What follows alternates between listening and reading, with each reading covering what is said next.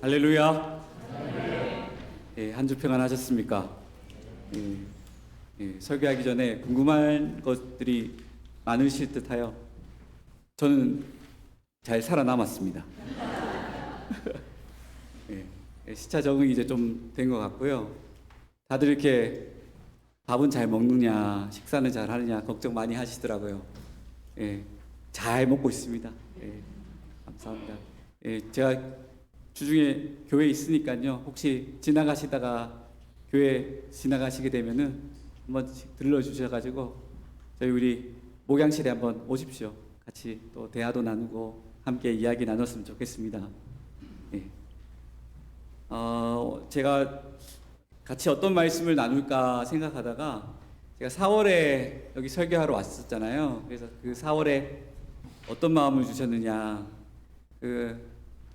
다윗이 광야 생활할 때 아둘람굴에서 그 600명의 사람들과 고생했던 그 이야기가 제 마음에 확 담아지더라고요. 그래서 만약에 제가 여기 오게 되면은 다윗의 이야기를 좀 나누고 싶다.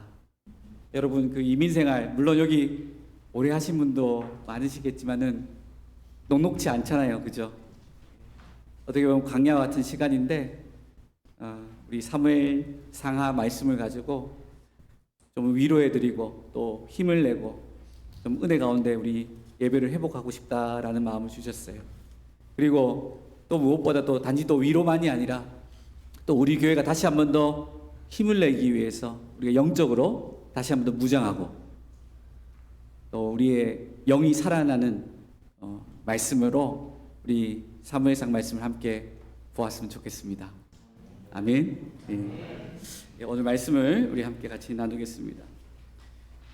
사무엘서는 우리가 잘 아는 대로 이스라엘의 그 역사 중에서 매우 중요한 그 전환기를 담고 있어요. 사사 시대부터 이제 넘어가서 이제 왕정 시대로 넘어가는 과도기를 다루는데 이 사사 시대가 참으로 이제 혼동 가운데 있었잖아요. 그래서 이 사사 시대의 말씀을 보면은 마지막 구절에 당시 이스라엘에 왕이 없어서 사람들이 저마다 자기 뜻에 맞는 대로 했다라는 말씀이 있습니다.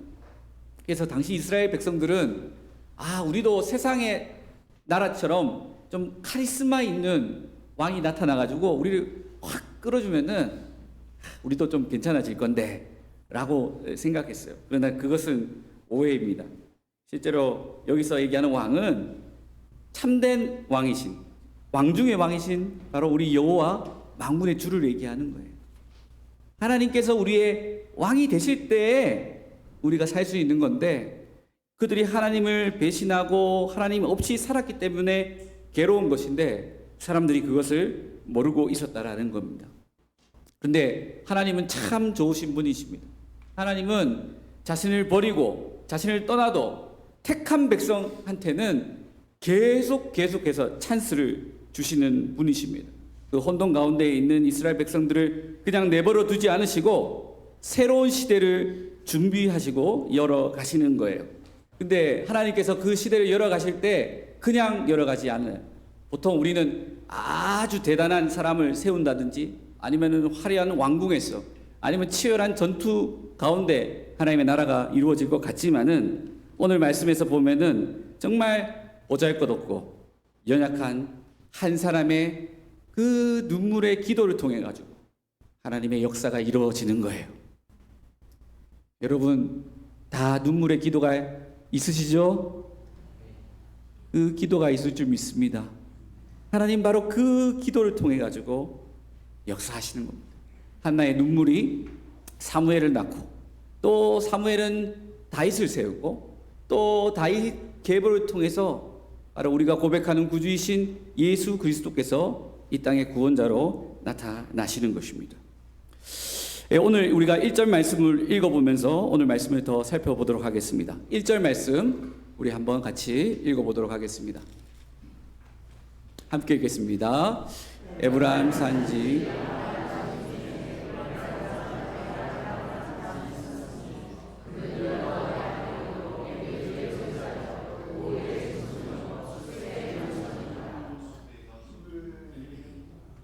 오늘 본문에서는 이제 한나를 얘기하기에 앞서서 엘가냐를 소개하고 있습니다. 엘가냐는 에브라임 산지 라마다임 소위에 살았다라고 오늘 본문은 기록하고 있어요. 이 에브라임 산지가 어디냐면은 이 팔레스타인 이스라엘의 가장 중심에 위치한 지역입니다. 이름 그대로 에브라임 지파에 속한 지역이긴 하지만은 그 지형 특성상 동서남북으로 다른 지파들이 다 모여 있었어요. 그래서 당시 이스라엘에서 가장 중요한 전략적 요충지입니다. 외적이 쳐들어왔을 경우에 이곳에 군대를 다 모았습니다. 그리고 평상시에도 항상 파수꾼을 두어가지고 혹시 외적이 쳐들어오는지를 이제 확인하는 아주 중요한 자리였어요. 그곳에 이제 라마다임 소빔이 있었다. 이곳의 뜻이 뭐냐면은 두 언덕의 파수꾼이란 말입니다. 그러니까 실제로 큰 높은 언덕이 있었고 거기에 파수대를 아마 두었던 것 같습니다. 그래서 이걸 보면은 아마 엘가냐가 어떤 일을 했던 사람인지를 알 수 있어요. 물론 이제 엘가냐가 에브라임 지파에 속한 레위인이다라고 이야기하는 사람도 있고, 또 오늘 본문을 보면은 아마 이 엘가냐라는 사람이 이스라엘의 중요한 군대 장관이었다라고 또 이야기하는 것입니다. 자, 그래서 이 엘가냐에 대해서 또 성경은 다음과 같은 얘기를 하고 있어요. 우리 3절, 2절을 좀 건너뛰어서 우리 3절부터 먼저 읽도록 하겠습니다. 3절 같이 읽겠습니다. 시작.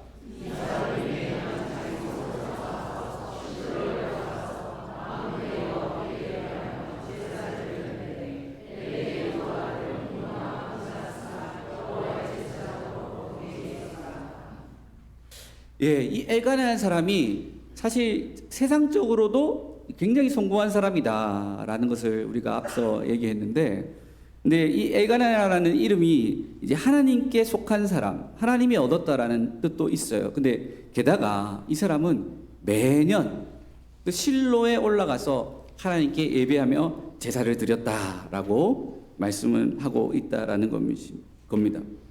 그러니까 이 엘가냐는 이 세상적으로도 굉장히 성공하고 또 영적으로도 굉장히 바로선 사람이었다라고 볼 수 있어요. 완벽한 사람인데 뭐 이 사람에게 뭔가 문제가 있을까? 자, 우리는 이제 생각할 수 있는데, 근데 이 사람에게도 문제가 있었다라는 거예요. 근데 그 문제는 본인 문제는 아니었어요. 근데 어떤 문제냐? 본인의 가정에 문제가 있었다라는 겁니다. 여러분, 우리 여기에 많은 성도님들 앉아 계시지만은 우리 서로 뭐 교제하면서 이런 생각 드실 수 있잖아요. 저 사람 참 인생 참 재밌겠다. 나도 저렇게 살아봤으면은 참 좋았을 건데. 저 사람은 좀 부족함이 없어 보여. 라고 생각이 들 수 있는데 사실은 그죠? 세상에는 완벽한 사람이 없습니다. 다 누구나 허점이 있고요. 약점이 있어요. 이 엘가냐도 너무 괜찮은 사람이었어요. 너무 완벽한 사람이었는데 이 가정에 문제가 있었다. 그게 바로 인간의 모습이라는 것이죠. 자, 2절 말씀 또 같이 읽어보도록 하겠습니다. 2절 말씀 함께 읽겠습니다. 시작. 그에게 두 아내가 있었으니 한 사람의 이름은 한나요, 한 사람의 이름은 브릿나라. 브릿나에게는 자식이 있고 한나에게는 자식이 없었다. 이 엘가냐에게 두 아내가 있었다라는 겁니다. 당시 기준으로는 두 아내를 둬도 괜찮았어요. 그래서 뭐 둘 아내가 두는 것 이제 문제는 아닌데, 근데 이제 어떤 문제가 있느냐? 한 사람에게는 자녀가 있었는데 한 사람에게는 어떻다는 거예요? 자녀가 없었다. 근데 이게 문제란 거예요. 이게 그래요. 사람이 똑같으면 괜찮아요. 근데 뭔가 차이가 나면 어떻습니까? 싸움이 나는 겁니다. 근데 이렇게 골고루 다 똑같이 하면 제일 좋은데, 군대에서도 그래, 제일 중요한 게 뭐냐면요, 급식을 그죠? 똑같이 해야 됩니다. 이거 잘못하면 큰일 납니다. 근데 이 집안에 한 사람은 자녀들이 계속 나오는데 한 사람은 자녀가 없는 일이 생겼다라는 거예요. 그런데 또 우리 한편 또 이런 생각을 하죠. 근데 그러면 뭐 엘가냐가 왜 문제일까? 왜 엘가냐에게 이게 고통일까? 라고 생각할 수 있는데, 근데 이거를 단지 어떤 사실로 해석하기보다는 상징적인 의미로 이 말씀을 해석할 필요가 있는 겁니다. 우선 이 엘가냐의 가정은 이 가정이란 것은 집을 얘기하는데 바로 그의 마음을 얘기하는 거예요.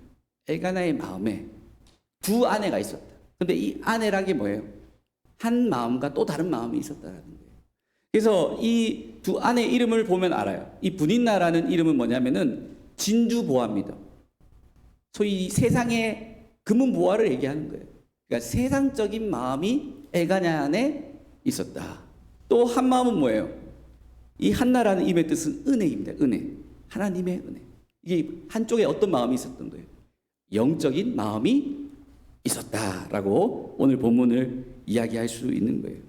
그런데 놀랍게도 엘가냐는 물론 세상적으로도 좋았고 영적으로도 좋았는데 이상하게도 그 인생 가운데 즉 세상적으로는 열매가 있었는데 영적으로는 열매가 없었다라는 거예요.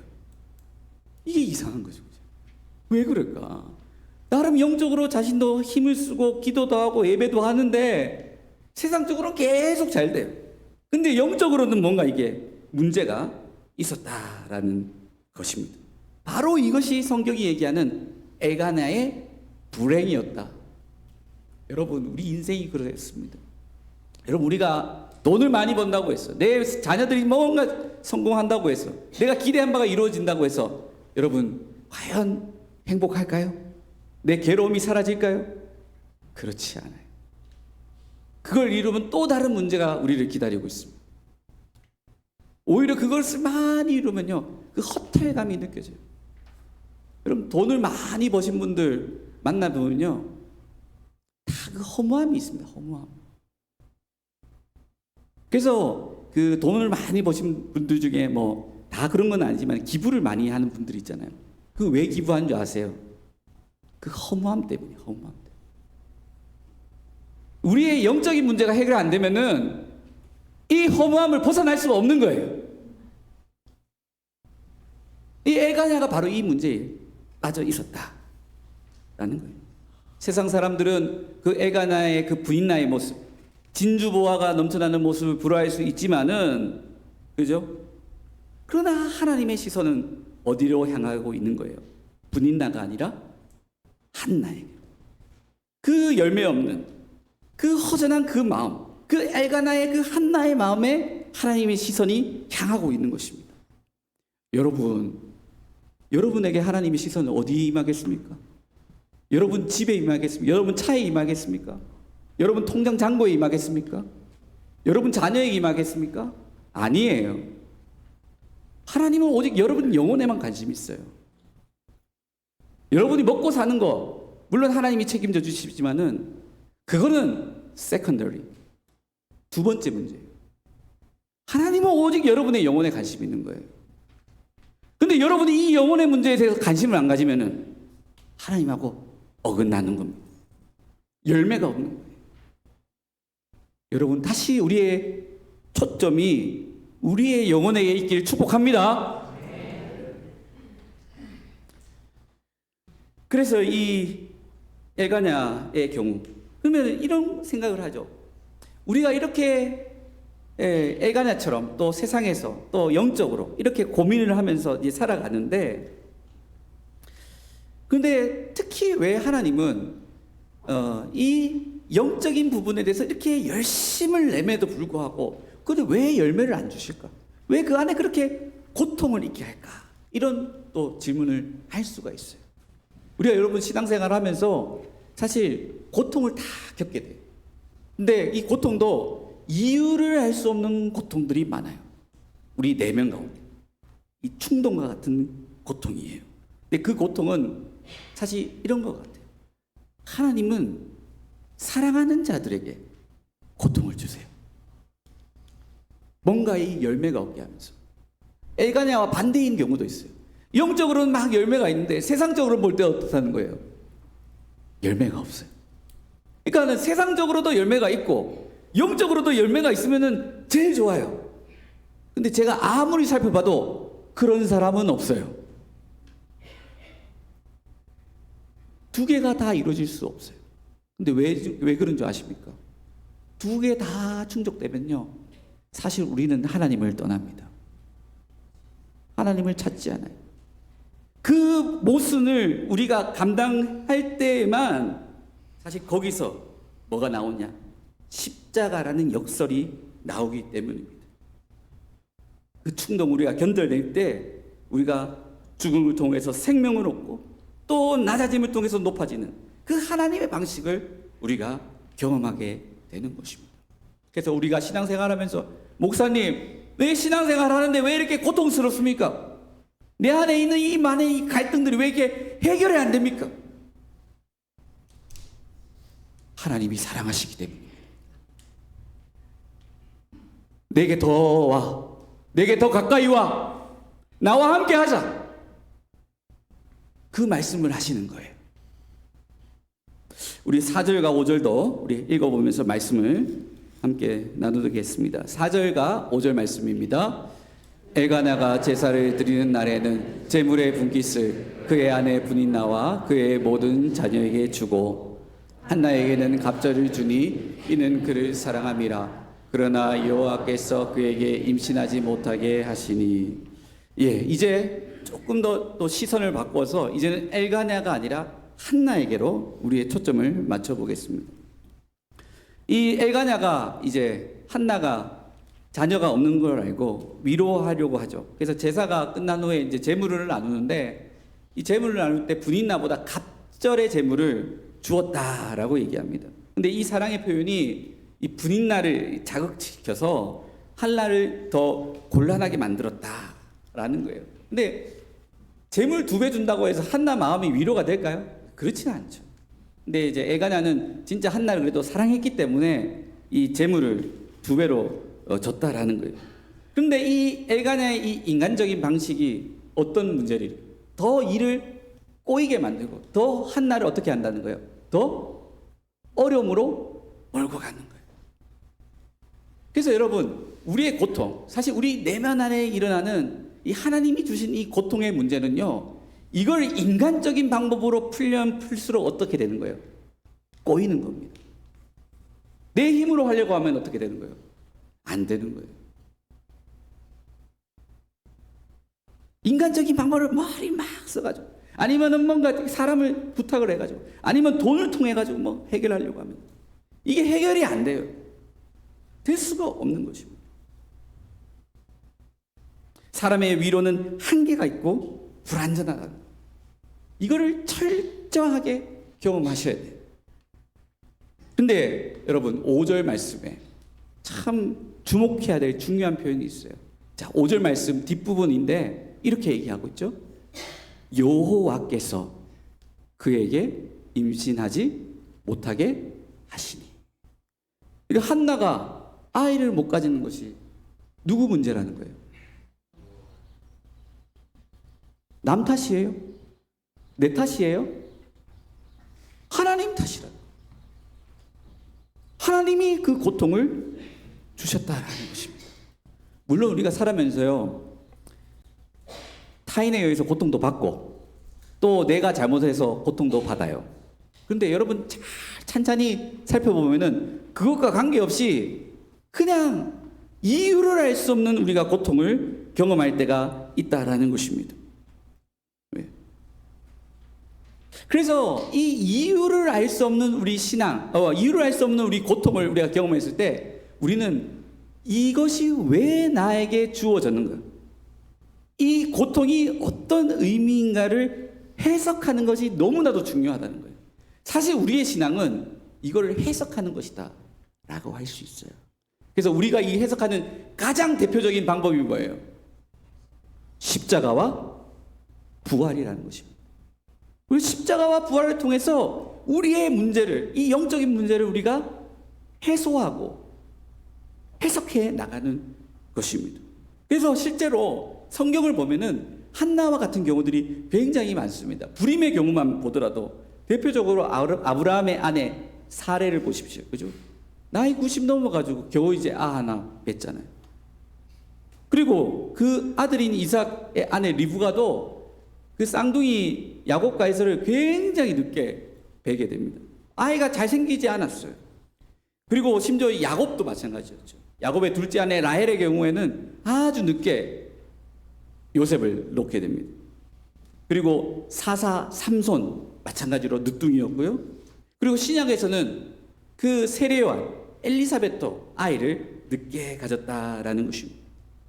그래서 하나님은 반복적으로 이 불임의 시간을 사용하신다. 근데 이게 단지 불임만이 아닙니다. 이유를 알 수 없는 인생의 불임, 즉 생명 없음을 우리 가운데 허락하실 때가 있다라는 거예요. 놀랍죠? 역설이에요, 이것도. 생명의 주인이신 하나님이 당신이 사랑하는 자들에게 뭐를 준다는 거예요? 생명을 줘도 부족한데 오히려 생명 없음을 주어서 고통스럽게 만든다라는 것입니다. 왜 그러겠습니까? 우리 인간의 가능성이, 우리 인간이 원래가 생명 없음이라는 것이 판명이 나야지 우리가 하나님의 그 생명의 가능성으로 나아가기 때문이에요. 쉽게 얘기하면 육이 죽어야지 영이 사는 거예요. 아멘? 그래서 그런데 이제 때론 섭섭하죠.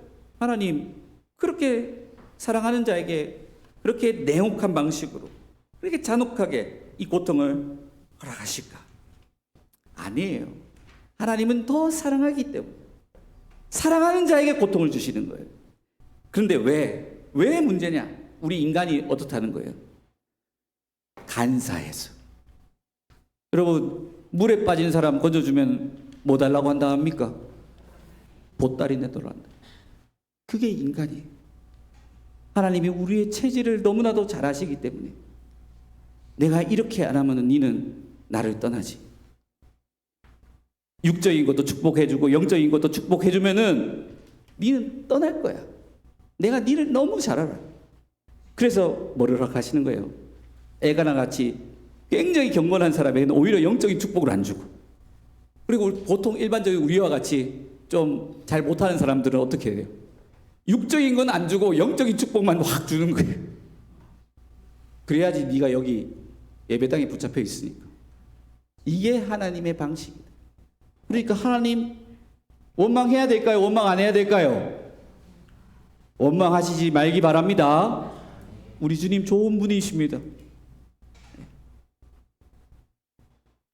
그리고 또 하나님이 이렇게 하시는 이유는 하나님의 생각은 우리와 다르기 때문이에요. 내 생각은 너희보다 높고 크다. 즉 한나의 불임은요 단지 한나 개인의 문제만은 아니었어요. 앞서 얘기한 대로 이 한나의 불임은 당시 영적으로 불임 상태에 있었던 이스라엘 전체를 치유하기 위한 하나님의 아주 위대하고 거시적인 사건의 일부였어요. 시작이었다라는 거예요. 실제로 성경에서 여자가 나오잖아요. 이건 무조건 거의 대부분 이스라엘이에요. 그리고 이 한나는 이스라엘 상징하고, 이 한나가 불임이라는 것은 앞선 그 사사시대가 이 한나의 태처럼 영적으로 완전 죽은 상태, 그 불임의 상태를 이야기해 준다라는 것입니다. 그래서 그 태를 통해서 사람들이 이젠 가망 없어, 이제는 희망 없어 라는 그 태를 통해서 하나님은 어떻게 하신다는 거예요? 새로운 역사를 이루어 나가신다. 단지 내 인생의 한 개인의 실존의 행복이 아니라 우리를 하나님은 어떻게 하신다는 거예요? 사용하시기를 원하신다. 내 기도를 사용하시기를 원하신다. 하나님 내가 이렇게 늙고 힘없고 아무것도 없는데 하나님 내를 어떻게 사용해요? 내 생각은 네보다 크고 넓어. 내가 너를 기도의 종으로 불렀으면 너는 기도하면 돼. 그게 다야. 하지만 내가 너 기도를 통해서 내가 크고 놀라운 일을 행할 거야. 그게 하나님의 방식이라는 거예요. 6절과 7절 말씀 우리 같이 보도록 하겠습니다. 6절 7절 말씀도 함께 읽겠습니다. 시작. 여호와께서 그에게 임신하지 못하게 하심으로 그의 적수인 분이 나가 그를 심히 격분하게 하여 괴롭게 하더니 매년 한나가 여호와의 집에 올라갈 때마다 한편이 그같이 하매 분이 나가 그를 격분시키므로 그가 울고 먹지 아니하니. 예, 말씀드린 대로 분인나가 적수가 되었다라고 해요. 여러분 참 신기한 게 이게 영적인 건데요. 이 하나님이 허락하시는 고통이 있을 때 항상 등장하는 게 있어요. 따라합니다. 원수. 네, 원수가 있어요. 갑작스럽게 잘 지내는 사람이요, 원수가 되어서 날 죽이려고 해요. 여러분 집에 혹시 한 분씩 계시지 않나요? 네. 갑자기 믿었던 사람이 등에다 칼을 콱 꽂아버려요. 교회에서 잘 지내는 집사가 갑자기 인사도 안 해요. 그 왜 그런 줄 아세요? 그 사람 탓이겠어요? 아니면 내 탓이겠어요? 아니에요. 하나님이 하신 거예요. 그러면 그 사인이 오면, 원수가 나타나면 어떻게 해야 됩니까? 기도해야죠. 기도해야 돼요. 그런데 이 원수들이요, 이 장난이 아닙니다. 이 분인나가 보면은 이게 특히 말에 칼이 있습니다. 그냥 막 칼, 치명적인 뾰족한 칼을 가지고 막 옆구리에다가 팍 쑤셔 넣어요. 그죠?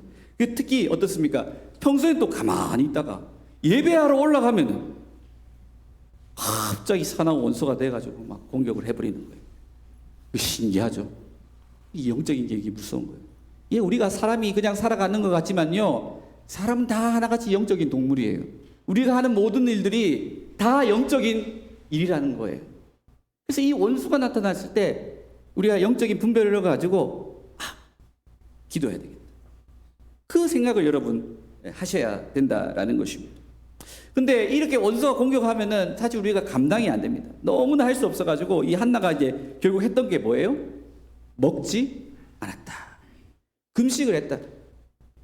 여러분, 이 금식이 뭐냐면요, 이사야서에서 흉악한 것을 풀어내는, 결박을 푸는 것이다 라고 얘기하는데, 사실 이 금식의 더 원초적인 성경적인 의미는 창조주 하나님의, 생명의 주신 하나님에 대해서 사실 우리가 좀 대항하는 거예요.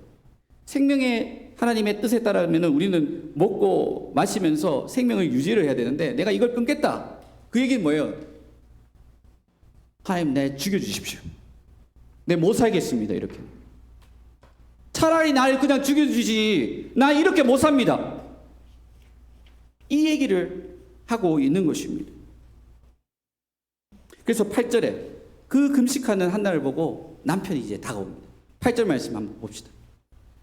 함께 읽겠습니다. 시작. 그의 남편 엘가냐가 그에게 이르되, 한나야, 어찌하여 울며 어찌하여 먹지 아니하며 어찌하여 그대의 마음이 슬프냐? 내가 그대에게 열아를 보다 낫지 아니하냐. 예. 엘가나는요, 진심을 다했어요. 사랑하니까. 근데 좀 살아보신 분은 알죠? 어이구, 이거 철없는 놈. 어떻게 보면 원수가 따로 없어. 분위기 파악을 해야지. 그냥 가만히 있으면 되는데, 그죠? 근데 뭐라고 했습니까? 내가 열아르보다 낫지 않아. 괜찮아, 내가 있잖아. 예. 막 뺨을 탁 때리고 싶죠, 그죠? 예. 근데 여러분, 이게요, 하나님이 역사하신 거예요. 한나가 제일 믿었던 사람이 누구예요? 엘가냐잖아요. 그 엘가냐가 어떤 말을 하는 거예요? 정말 허무한 말을 하잖아요. 그러니까 이 한나가 바로 이때 내가 그렇게 믿고 의지했던 단 하나뿐이었던 그 사람조차도 나에게 뭐가 될 수 없는 거예요. 위로가 될 수 없는 거예요. 오히려 미워 보이는 거예요. 오히려 짜증 나는 거예요. 말은 바른 말이긴 하죠. 진심을 다했죠. 하지만은 나에게는 그게 충분치 않은 거예요. 왜 그렇게 했어요? 그건 하나님이 하신 거예요. 그래야지만이 한나가 엘가냐가 아니라 누굴 보는 거예요? 하나님을 보는 거예요.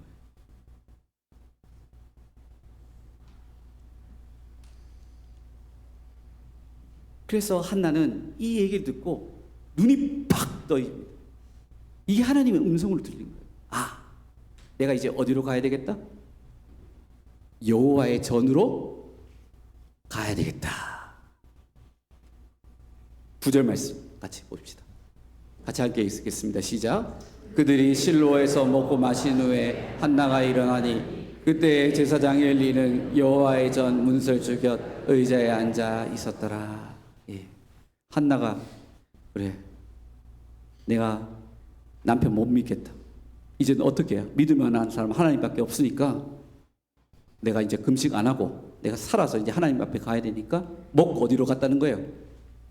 여호와의 전으로 갔다는 거예요. 근데 여기서 굉장히 중요한 단어가 있어요. 뭐냐? 일어나니라는, 일어나니. 여러분, 이 일어나리라는 말이 히브리어로 쿰이라는 말입니다. 이게 단지 어떤 물리적으로 의자에서 일어나다라는 게 아니라 가슴을 이렇게 쿵 치는 소리에서 나는 거예요. 여러분, 가슴 한번 쿵 쳐보세요. 쿵. 이게 뭐냐면 결단하는 거예요. 내 마음이 퉁 울리면서 결단하는 거예요. 내가 일어나서 이제는 어디로 가야겠다? 여호와의 전으로 올라가겠다. 그래서 이 쿰이란 말은 깨달음과 믿음의 단어라는 것입니다. 여러분, 이 깨달음과 믿음의 은혜가 오늘 이 시간 여러분에게 부어질 줄 믿습니다. 네. 오늘 이 시간 깨달음이 있어야 돼요. 아, 맞다. 하나님만 믿을 뿐이지 내가 다른 거 믿을 게 없다. 내가 용기를 가지고 하나님 앞에 올라가야 되겠다. 이 마음을 가져야 돼요. 그리고 두렵더라도 용기를 내서 하나님께 나가야 돼요.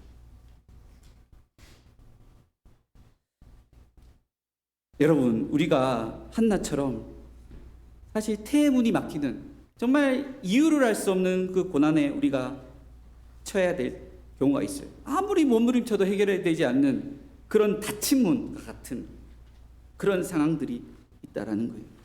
근데 오늘 말씀에서 분명히 얘기해요. 아직 우리가 그 문을 열고 나가지 못하는 이유는 아직 우리 안에 뭐가 남아 있는 거예요. 세상적으로 믿을 구석이 있는 거예요. 내 안에 있는 애가나를 버려야 돼요. 그렇다고 이혼하라는 말은 아닙니다. 기대를 버리세요. 내려놓으세요. 주님께 맡기세요. 그러면 돼요. 그러면은 여러분이 힘을 주지 않더라도 누가 이렇게 세우시는 거예요? 하나님이 세우시는 거예요. 문을 누가 여시는 거예요? 하나님이 여시는 거예요. 여러분, 이 하나님께 나가는 그 일어남의 축복이 오늘 이 시간 충만하게 넘치기를 축복합니다. 네, 오늘 말씀을 마무리하겠습니다. 여러분, 그 고난의 시간 지날 때 여러분의 마음을 압니다. 사실 우리가 기도 안 하는 사람이 여기 어디 있어요? 다 기도하잖아요. 근데 솔직히 말해봅시다. 기도하니까 되던가요? 우리 솔직해지십시다. 그 문제 가지고 이유를 알 수 없는 고통 가운데 기도를 했는데 그게 당장 막 이루어지던가요? 그렇죠? 안 되죠. 안 됩니다.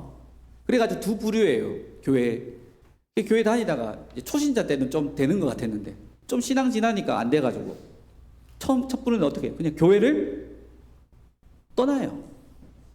근데 사실 저는요 좀 솔직한 사람이에요.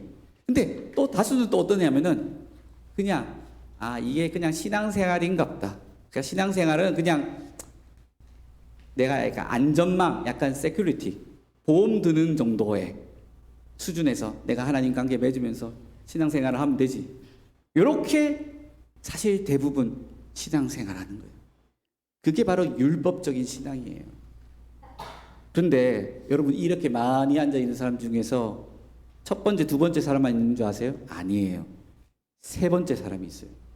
그 사람 어떤 사람이냐? 그래도 기도하는 사람이에요. 1년이든 1년, 2년이면 2년, 심지어 10년, 20년, 30년 똑같은 거 가지고 기도하는 사람이 있어요. 얼마나 불신이 많았겠어요. 하나님에 대해서. 또 두려움이 얼마나 있겠어요. 그래도 하나님께 믿음을 두고 계속 기도하는 사람이 있어요. 제가 아는 분 중에 작정 기도를 잘하는 분이 계셨어요. 하나의 케이스인데 이분은요 30일 작정 기도를 계속합니다. 갑자기 기도의 제목이 생기면은 30일 작정 기도를 드려요. 처음에 되겠습니까? 안 돼요. 그럼 또 다시 또 작정해요. 또 될까요? 또 작정해요. 근데 계속 기도하다 보면은 어느 순간 그 문제가 어떻게 되는 거예요? 내 안에서 팍 깨지는 순간이 있어요.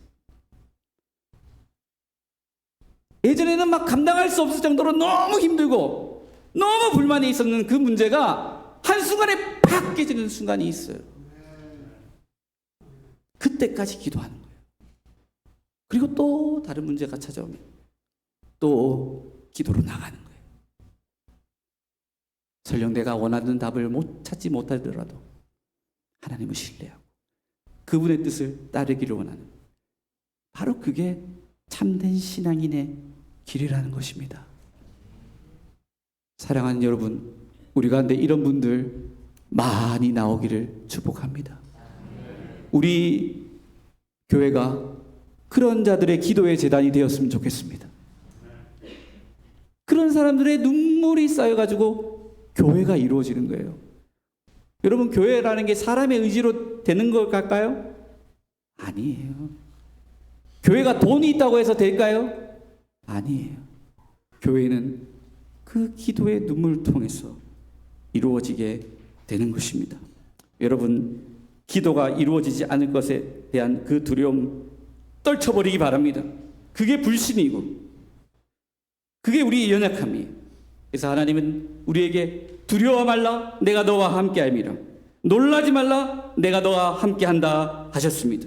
그래서 오늘 이 시간 여러분의 그 심령 가운데 한나야 일어나라, 히브리어로 쿰이라는 단어가 여러분 영혼 가운데 결단하는 마음으로 들리기를 주님의 이름으로 축복합니다. 예, 우리 오늘 같이 함께 찬양하면서 우리 같이 기도하길 원합니다. 아무것도 두려워 말라. 우리 같이 찬양하면서 우리의 모든 불신과 두려움을 주님 앞에 내려놓고 우리가 주님 앞에 우리 자신을 맡기며 위탁하며 나아가길 소망합니다. 같이 찬양하겠습니다.